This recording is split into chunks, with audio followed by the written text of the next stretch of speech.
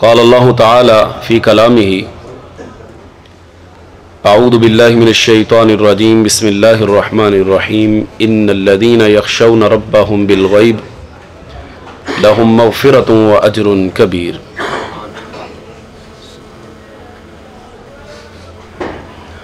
29واں پارہ ہے سورۃ الملک کی ایک آیت مبارکہ میں نے آپ کے سامنے تلاوت کی ہے۔ اللہ رب العالمین فرماتے ہیں یقیناً وہ لوگ جو اپنے رب کو بن دیکھے اس سے ڈرتے ہیں ان کے لیے بخشش ہے اور بہت بڑا اجر اللہ رب العالمین نے ان کے لیے تیار کر رکھا ہے۔ انتہائی عزت اور احترام کے لائق سامعین محترم، انسان جب زندگی گزارتا ہے تو عام طور پر دو قسم کی حالتوں سے گزرتا ہے،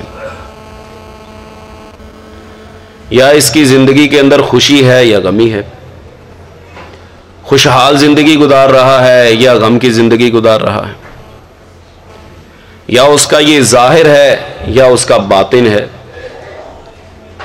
یا اس کی جلوت ہے یا اس کی خلوت ہے، یا زندگی ہے یا موت ہے۔ علی ھذا القیاس، اسی کے اوپر انسان کی زندگی کا دار و مدار ہے۔ اب جن دو حالتوں سے ہم عام طور پر گزرتے ہیں، جو میرا آج کا موضوع بھی ہے، ایک ہے جلوت اور ایک ہے خلوت۔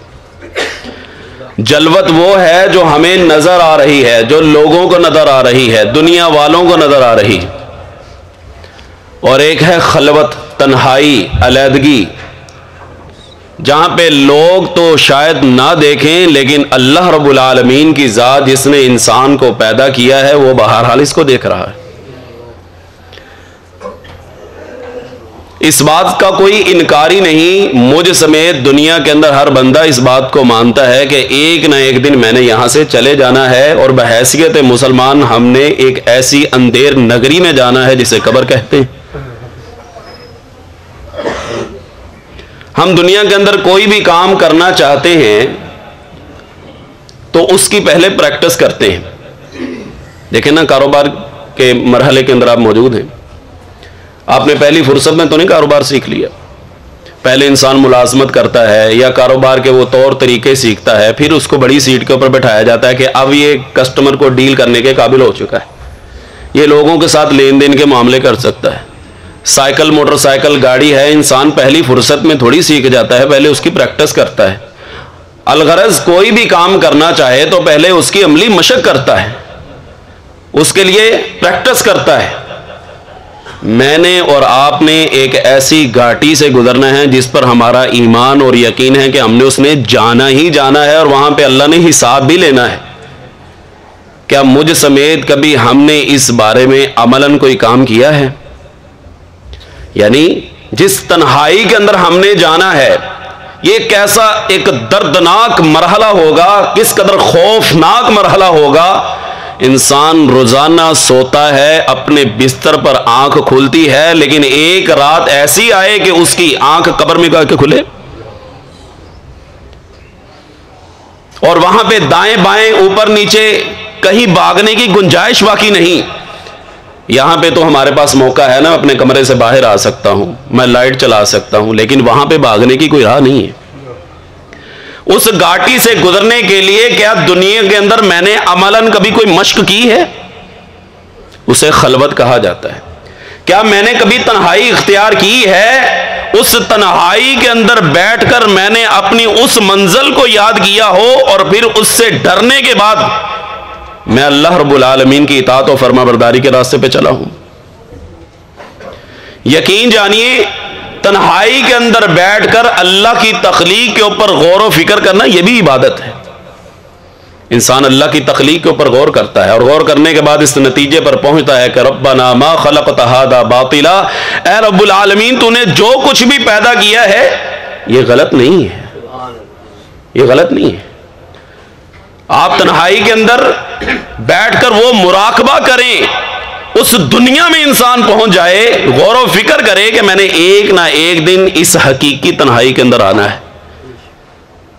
آپ جانتے ہیں نبی مکرم صلی اللہ علیہ وسلم نے فرمایا ہے, صحیح مسلم کی روایت ہے, کہ جب بندہ تنہائی کے اندر بیٹھ کر اپنے رب کو یاد کرتا ہے, اس تنہائی کے اندر جب رب کو یاد کر کے, اللہ کی نعمتوں کو یاد کر کے اپنی کمیاں, اپنی کوتاہیاں, سستیاں دیکھتا ہے, اپنی نافرمانی کو یاد کرتا ہے, اور اس نافرمانی کو یاد کرتے ہوئے اللہ کی نعمتوں کا تذکرہ کرتے ہوئے اس کی آنکھوں سے جب آنسو نکلتے ہیں, رب کعبہ کی قسم یہ آنسو اس قدر قیمتی ہیں, اس قدر پاورفل ہیں, اس قدر وزنی ہیں, اس قدر طاقت رکھتے ہیں کہ 7 سمندروں کا پانی جہنم کی آگ کو نہیں بجھا سکتا. نبی مکرم صلی اللہ علیہ وسلم نے فرمایا جس بندے کی آنکھ میں سے مکھی کے سر کے برابر آنسو نکل آتا ہے, اللہ رب العالمین اسے جہنم کو حرام کر دیتا ہے. یہ کوئی چھوٹی سی بات نہیں ہے, یہ کوئی چھوٹی سی بات نہیں ہے. رجل ذکر اللہ خالیا ففاضت عینا, جہنم تو حرام ہونی ہی ہونی ہے. ان آنکھوں سے جب اللہ کی ڈر کی وجہ سے, اللہ کی عظمت کی وجہ سے, اللہ کے خوف کی وجہ سے, اللہ کی خشیت کی وجہ سے جب یہ آنسو نکلتے ہیں, یہ اس قدر قیمتی انسان ہے کہ قیامت کے دن اللہ رب العالمین اس کو اپنے عرش کا سایہ نصیب فرمائیں گے. لیکن میرے بھائیوں, میرے دوستوں, میرے بزرگوں, اگر ہماری یہ تنہائی پاک نہ ہوئی, ہماری یہ خلوت اللہ کی نافرمانی سے بھری ہوئی, بھرپور ہوئی, اور ہم نے یہ سمجھا کہ شاید مجھے کوئی نہیں دیکھ رہا, کون سا میرے کمرے کے اندر میرے والد گرامی موجود ہیں, میری والدہ کون سا دیکھ رہی ہیں, میرے بچے کون سا دیکھ رہے ہیں. غالباً ابن رجب حنبلی رحمہ اللہ لکھتے ہیں کہ انسان کے لیے ڈوب مرنے کا مقام ہے کہ اگر وہ کوئی غلط کام کرنے لگے, ہوا چلنے کی وجہ سے دروازہ ہلے اور یہ اپنا غلط کام چھوڑ دے. ایک ہوا کے حرکت کرنے کی وجہ سے تو گناہ چھوڑ دیتا ہے, لیکن اللہ رب العالمین کا یہ تصور ذہن میں نہیں رہتا کہ میرا رب مجھے دیکھ رہا ہے. حضرت ثوبان رضی اللہ تعالیٰ عنہ کی حدیث تو ہمیں جھنجھوڑ کے رکھ دیتی ہے. فرماتے ہیں کہ نبی کریم صلی اللہ علیہ وسلم نے فرمایا کہ کل قیامت کا دن ہوگا, میری امت کے کچھ لوگ آئیں گے, مکہ کے اندر ایک پہاڑ ہے تہامہ پہاڑ, فرمایا اس کے برابر نیکیاں لے کے آئیں گے, فجعلہ اللہ ہباء منصورا, اللہ خاک بنا کر, گرد بنا کر ہوا میں اڑا دے گا. حضرت ثوبان کہنے لگے جلہم لنا صفہم لنا یا رسول اللہ, اللہ کے رسول ذرا ہمیں بھی وضاحت کر دیجئے وہ کون ہوں گے, یہ نہ ہو کہ ہم بھی ان کاموں کا ارتکاب کرتے رہیں اور ہمیں پتہ بھی نہ چلے. فرمایا ہم اخوانکم, وہ تمہارے بھائی ہوں گے, تمہارے درمیان ہی رہتے ہوں گے, تمہاری طرح زندگی گزارتے ہوں گے, نمازیں بھی پڑھتے ہوں گے, روزے بھی رکھتے ہوں گے. لیکن مسئلہ یہ ہے کہ جب وہ تنہائی کے اندر جاتے ہیں, خلوت کے اندر جاتے ہیں, یہ سمجھ کے کہ مجھے کون سا اللہ دیکھ رہا ہے, کوئی کون سا کو دیکھ رہا ہے, وہاں پہ جب اللہ کی حدود کو پامال کرے گا, اللہ رب العالمین ایسے بدبخت کے اعمال کو قیامت کے دن خاک بنا کے ہوا میں اڑا دے گا.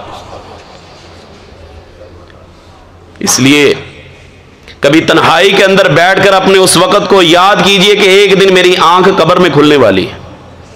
ایک محدث کے بارے میں ملتا ہے, ایک دن بیٹھے ہوئے تھے, دیا بجھ گیا, جب دیا بجھا بے ہوش ہو کے گر گئے. اہلیہ نے اٹھایا, ہوش دلائی, کہا کیا ہوا, کہا دیا بجھا, مجھے تو قبر کا اندھیرا یاد آ گیا. ہمارے ہاں بھی کئی دفعہ ہمیں ایسا موقع ملتا ہے, جب لائٹ بند ہو جاتی ہے ہمارے ہاں, عام طور پر ہم روشنی کا اہتمام کرنے کی کوشش کرتے ہیں, لیکن یہ لائٹ کا جانا اور لائٹ کا بند ہم خود بھی کر لینا, ایک اندھیرے کا سامان بنا لینا, یہ بھی ہمارے لیے باعث رحمت ہے, اس انداز کے ساتھ کہ انسان اپنے اس وقت کو یاد کر لے جہاں بھی اس نے جانا ہے. اور جب یہ کیفیت انسان کے دل کے اندر پیدا ہو جاتی ہے, پھر وہ یہ سمجھتا ہے کہ یوم تبلی السرائر, اس تنہائی کے اندر کی جانے والی نافرمانی, یہ راز سارے ایک دن کھل جانے ہیں. یوم تبلی السرائر, اللہ رب العالمین فرماتے ہیں اس دن راز کھل جائیں گے. اس لیے ساتھیو, یارو, یہ اس دور سے جس سے ہم گزر رہے ہیں, جو فتنوں کی بھرمار ہے, فتنوں سے بھرا پڑا ہے, نبی علیہ السلام نے فرمایا تھا نا کہ ہر آنے والا دن پہلے والے دن سے زیادہ بھیانک ہوگا. اس قدر فتنے ہوں گے کہ بندہ صبح کے وقت مومن، شام کے وقت کافر، اور شام کے وقت مومن تو صبح کے وقت کافر ہوگا۔ یہ سوشل میڈیا ہمارے ہاتھ میں ہے، یہ جو واٹس ایپ فیس بک استعمال کرتے وقت اور اس کے اندر فحش اور اس طرح کی چیزیں دیکھتے وقت ہم یہ سمجھیں کہ شاید مجھے کون سا کوئی دیکھ رہا ہے۔ یہ بات یاد رکھ لیں، خلاصۃ الکلام بات یہی ہے، اور انسان یہ جانتا ہے، صرف جھنجھوڑنے کے لیے یہاں پہ بیٹھ کے بیان کر رہا ہوں، دنیا لاکھ نہ دیکھے، آپ دنیا والوں سے اوجھل ہو کے چلے جائیں۔ حضرت یونس علیہ السلام مچھلی کے پیٹ میں تھے تو اللہ کو وہاں پہ بھی علم تھا۔ کہاں چلے جائیں گے آپ؟ کہاں تک چھپ جائیں گے؟ کہاں تک اپنے آپ کو چھپا لیں گے؟ لیکن یاد رکھیے، اپنے رب سے آپ کبھی نہیں چھپ سکتے، اپنے رب کی نظروں سے آپ کبھی اوجھل نہیں ہو سکتے۔ اس لیے اگر اللہ رب العالمین اس بات کا موقع دے، اور آپ کو موقع نکالنا چاہیے، انسان تنہائی کے اندر بیٹھے، خلوت میں جائے، اپنی اس خلوت کو یاد کرے، اپنی اس تنہائی کو یاد کرے۔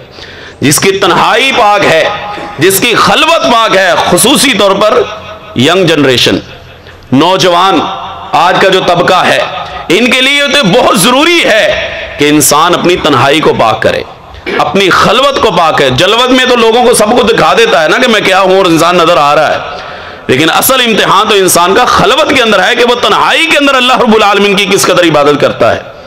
اللہ رب العالمین سے دعا ہے کہ اللہ تعالی ہمیں اپنی جلوت کے ساتھ ساتھ اپنی خلوت بھی پاک کرنے کی توفیق عطا فرمائے، اللہ ہمیں اپنی تنہائی کو پاک کرنے کی توفیق عطا فرمائے۔ وما علیہ الا البلاغ المبین۔